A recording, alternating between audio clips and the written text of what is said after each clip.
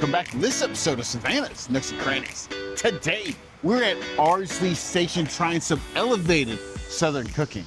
Tone, what are you looking forward to today? I can't wait to try a gambit of stuff on their menu. What I love about Ardsley Station is the approachability of it, right? They have something for everybody with some nice, unique flavors that are approachable, but not too wild, but something that you were like, huh, I would never think of that. And tonight, we're getting a sandwich that seems like it should have made sense. It always has been a thing, but I'd never seen it before, so you definitely don't want to miss it. Two dishes that we have here are the crab cakes, which come with a mixed green, a radish, and a remoulade sauce. For those who don't know, remoulade is just a fancy Cajun-style aioli. Okay.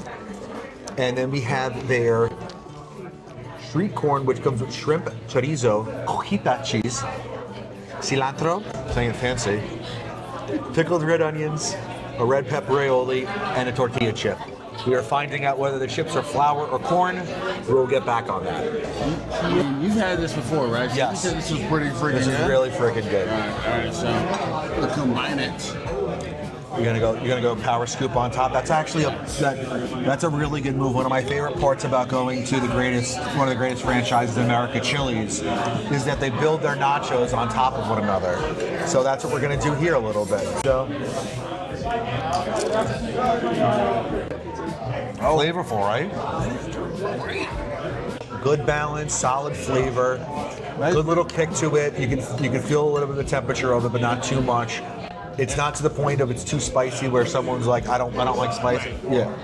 You're feeling it. You're feeling it, but it's not too bad. So let me ask you a question. What is your palate when it comes to good crab cakes? What are you thinking? I've had crab cakes. The ratio to crab to breadcrumb needs to be enough to where you know where the crab is and you know what the breadcrumb is. You shouldn't be either tasting all crab or all breadcrumb. Okay. Not dry. Not dry. Confirmed. Check. Not dry. Stuff. Moist. I think if you can get a bite from top to bottom with that crunch on the top and everything together, really good. I like the top layer of crunch. I like the top layer of crunch. That caramelized crispy bit, but it's also moist on the inside. That was good. Really solid crab cake. Yeah. Yeah. It's why one of their most popular and most favorited items here. Yeah.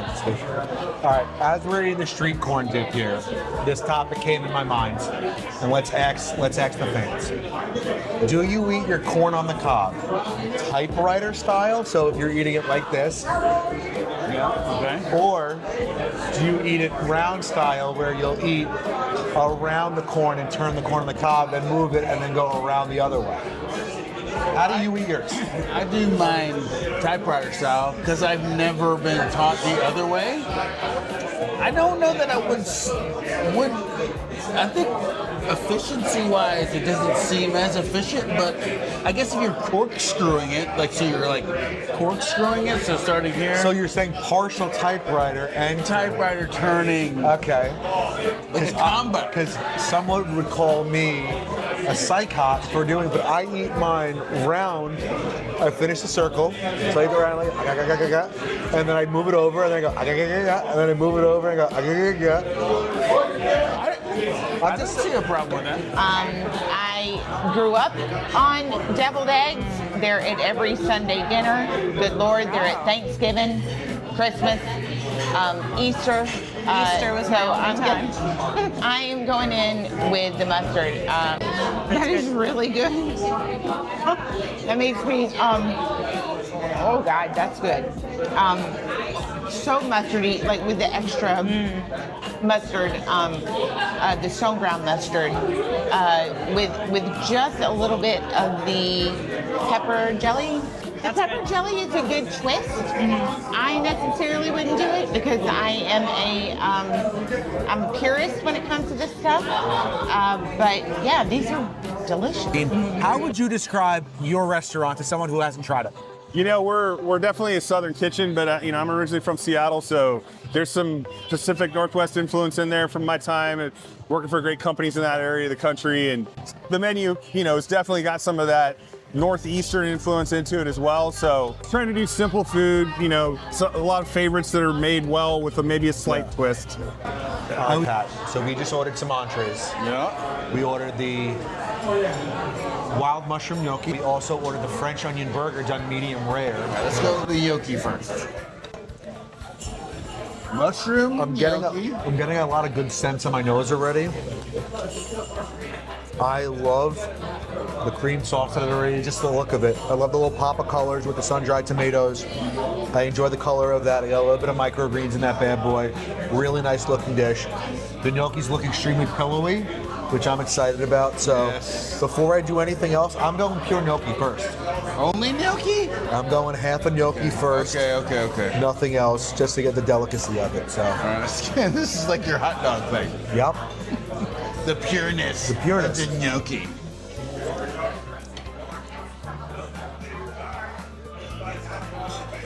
Way lighter than I expected. That's what I remember gnocchi. Yep. Very good. I like that. Okay, I want to now. Now we're doing a little bit of everything, right? We're gonna do some mushroom, I like it because one of my favorite soups is like a chicken dumpling soup. and that's to remind you of, right? Yeah, absolutely. Very good. Oh, I love it. All right, now we're doing it with the wild mushrooms. This. Oh. Well, Okay. That second bite with everything really, for me, punches a level of flavor up, right? wow. Good earthy Dials mushroom, it up to like right? 10. The red roasted or the sun-dried tomatoes. Yep. Add a nice little layer to it. I like this little element of cheese that we have in here as well. So I would say, on this one, this is what I expect from a gnocchi. This is what I know gnocchi to be, right?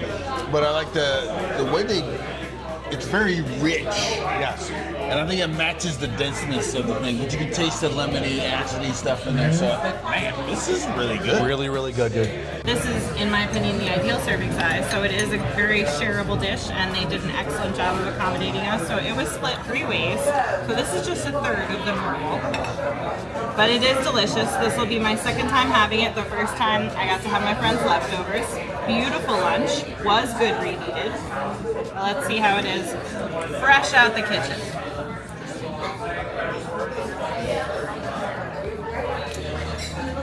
A little pillow. That's the best way to describe a gnocchi.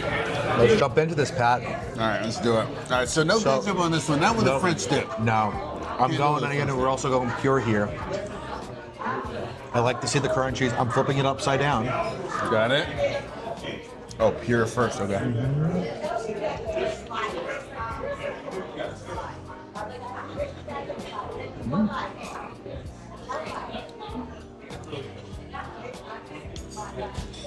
Juicy, moist. Juicy, moist. I like this French onion. The French onion crisps on there. Really good. The Gruyere is not too overpowerful, right? You can taste it, but it's not overly done where it's Right. like you're eating a whole entire pile of Gruyere. All right, jump in that bad boy. Go I ahead. need the dip. I need the dip. Put your hand upon my hip. favorite part. As you dip, I dip, we dip. And this is what makes it part French dippy, right?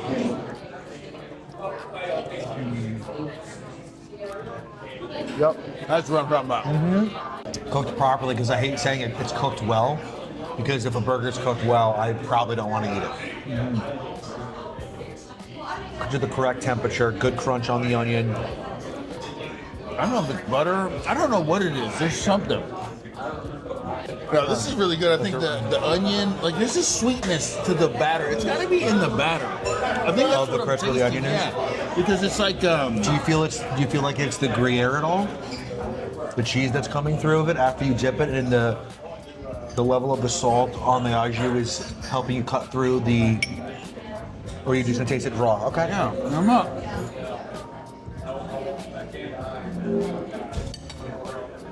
It's the French onion soup. That's what it is. The French onion soup. Try that.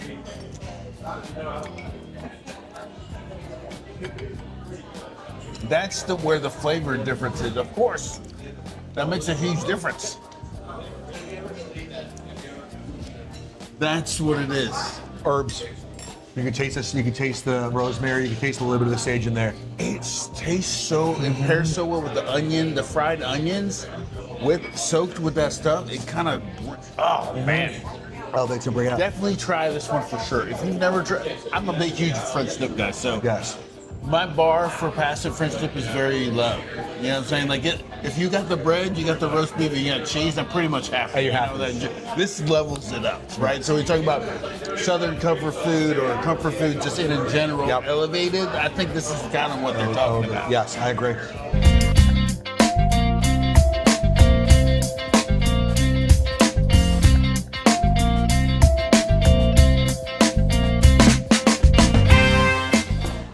So Pat, we had a bunch of really good dishes tonight. Yeah. And before we get into any breakdowns of anything on you know, the Old Bay salad or the crab cake or the French onion burger or any of the wild mushroom gnocchi, I just want to say what I really think is cool about Ardsley Station is it's one of those spots that for locals and tourists alike, it'll comfort all palates, right? Right. There's not anything that's on the menu where you're kind of like, I don't know about that. And it's one of those spots that I feel comfortable taking anyone from out of town.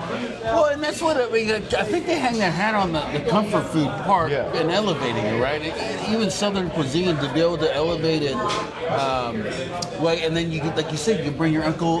He said, what was the term? Bring your Uncle Tyler Fred. said? Uncle Fred. Tyler, the owner. Thank you guys. I appreciate you guys accommodating us. But yeah, so you bring Uncle Fred here, and you guys have a good time, and then you can also have shrimp and grits or steak frites or something like that. So no, I agree with you. And what we had tonight, man, I would tell you the French dip burger almost seems too obvious. I don't know why everybody doesn't have it. The French onion burger is one of those things that it was really good. And we were just talking to our awesome server, Chance. Chance, we appreciate you, buddy. Yeah. Thank you for helping us out all night tonight. But it has enough herbaceousness in the au jus to wanting you to have another dip and bite in it, right? It's just not salty and just meat drippings, right? It's not, well, like you said, because typically au jus would be just your typical beef broth, basically, right? Probably got kicked up a little bit, when you're reducing it, but not like that. That was a French onion dip soup, or French dip soup, or French soup. French onion soup. Yeah, French onion soup. French onion soup, so that you're dipping a... It was really good. Brilliant. Really good. Thoroughly enjoyed it. Now, if you said that's obviously your clear favorite, I'm going to spice it up a little bit here. My favorite thing I tried was that corn salad. That elote salad for me is my absolute favorite. I love the texture that you get across of it. You have the crunch of the pickled red onions, but you also have the saltiness that draws out with the cajita cheese on top of it, that draws a little bit out to it. And the touch of the shrimp with the chorizo, like that shrimp really soaked up the flavor. It really does soak up the flavor on that one. And but if we are going that, listen, the real deal entree-wise, that gnocchi was out of this world bombing. And both of us, as we've explored here on the channel, both of us, Pat and I, are both, meat eaters, right? Like we enjoy a good cut of meat. And to have, I always find it really great is when you have a dish without any meat in it, how you supplement that. I didn't even think about that. Now that you said that. Have that protein supplemented in the mushrooms in there and give it enough approachability to where it's creamy enough and velvety enough for you to enjoy. It's rich, but not to the point where you're like, but also Dave was saying that you could add a protein. Yes, to you it, can. and If you it want a would little come bit of with its own- salmon, chicken. No, because that protein would have their own kind of seasoning, and then you mix it with it. I couldn't, because that was very rich. Yes. Adding more flavor to that, I wonder. I'd be a little bit over the edge. I mean, It might maybe be too much. do we try next time a little bit of blackened chicken in that bad boy and see how it works? But I mean, it's a mushroom base, so I always feel like mushrooms and meat go together, right? Yeah. That would be more of a, what would be just like with a steak or something. Like Yeah, that. I would. Did we just create a new? We should create our own restaurant. I feel like we're ready. We're ready, right? Ready? We're just one Chef Colby away from starting our own restaurant. If we get Roberto Liocci and Chef Colby combined. The power of our what is it? Captain Planet. Our powers unite for our rings, right? No, but I thought it was really good. And like I said, this is the second time I've came here. So I mean, I've enjoyed every time we've come. I mean, yeah. So if you're looking for just a simple, great comfort food meal, go check out Ardsley Station. So Pat, an incredible meal here at Ardsley Station. Big shout out and thank you to our wives for not only holding the cameras behind the scenes, but they got to have some incredible bites. And what I really enjoy is when Lindsay jumps on the camera for me, because what she's able to do with being our in-house gluten-free specialist, she's able to Southern specialist. Yes, she is the one and only. She is the only Southerner. Yes, you're 100% right. It really brings a nice little flair to what's going on, and we appreciate that. And again, I'd like to apologize formally here on Savannah to Crannies Mrs. Berna did not get to have any of the French onion soup burger. I ate the entire thing before she got a shot, so sorry for that one. That's on me. You know what? I gotta tell you what, man. You're a stand-up guy. Yeah. You just did it right there. Yeah, I had just to. really appreciate it for the public. I messed up. I made a mistake. That's it for this episode of Savannah's Nooks and Crannies. Where we find the good stuff, one bite at a time. Hey guys, if you like what we're doing, check us out monthly. We do a live show. The last show we did was with Taryn Williams from Slow Fire. Holy cow, dude. Awesome. He gave some insider tips and information on how to properly build a bark on a brisket. You don't want to miss it on the next one. You're getting barbecue tips from a master, right? Pitmaster Taryn Williams himself. And if you also enjoy, make sure you're following the Instagram page at Savannah Nooks and Crannies, and make sure you're checking out the other videos on the page of Savannah Nooks and Crannies. Pat does his market sip every single Monday night. He also has a couple of real estate videos, so hey, if you want to learn how to buy a home, it's there for that as well. I got your back. So, stay curious. Stay hungry.